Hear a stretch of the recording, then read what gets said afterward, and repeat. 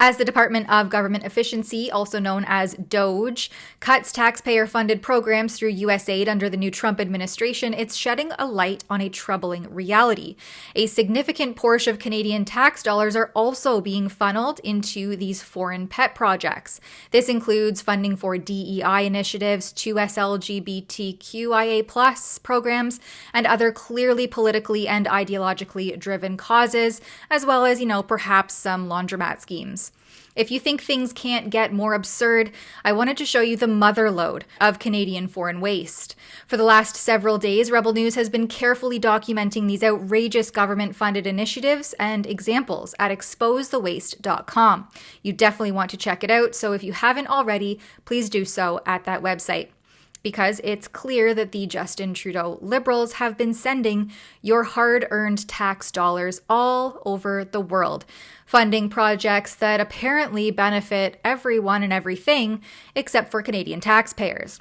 According to the Canadian International Development Platform, in 2021, Canada's international assistance hit an eye-watering $8.4 billion. That's right, billion, with a B. What's even more staggering is that this represents a 27% increase from 2020, when Canada spent $6.6 billion on foreign aid. Who exactly are we giving all this money to, and how is it that Canadians are ensuring they're getting any bang for this buck? The largest recipient of our tax dollars was Afghanistan, which received a staggering $178 million. Following closely behind were Ethiopia at $140 million, Lebanon at $123 million, South Sudan with $115 million, and Mali at $109 million. Now, let me make something very clear. Afghanistan, Lebanon, Ethiopia, these countries are facing serious challenges. I don't doubt that. But when you take a look at the reality here at home, it's hard not to feel like we're missing the bigger picture. And when I say we're, I really mean the government. At the same time, Canadians are drowning under the weight of crippling taxes, taxation that has outpaced all household spending for all basic necessities like food, clothing, and shelter combined. Adding insult to injury will be the April 1st increase to Trudeau's climate alarmist initiative called the carbon tax, which so far has done nothing but jack up the cost of living for everyday Canadians.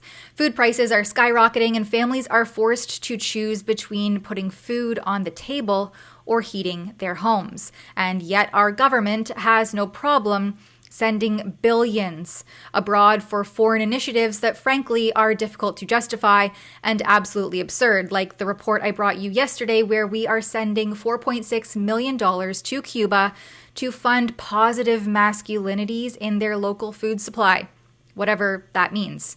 Where does the government get off sending $8.4 billion abroad when we can't even get clean drinking water to some communities here at home in Canada? Why are we funding projects in countries that have no accountability mechanisms in place to ensure the money is being used properly or creating any sort of beneficial outcomes? And most importantly, why are Canadians continuing to bear the brunt of this mismanagement? If you ask me, herein lies 8.4 billion reasons to start demanding answers. For more, make sure you head on over to exposethewaste.com and stay informed about where your tax dollars are really ending up. For Rebel News, I'm Tamara Ugolini.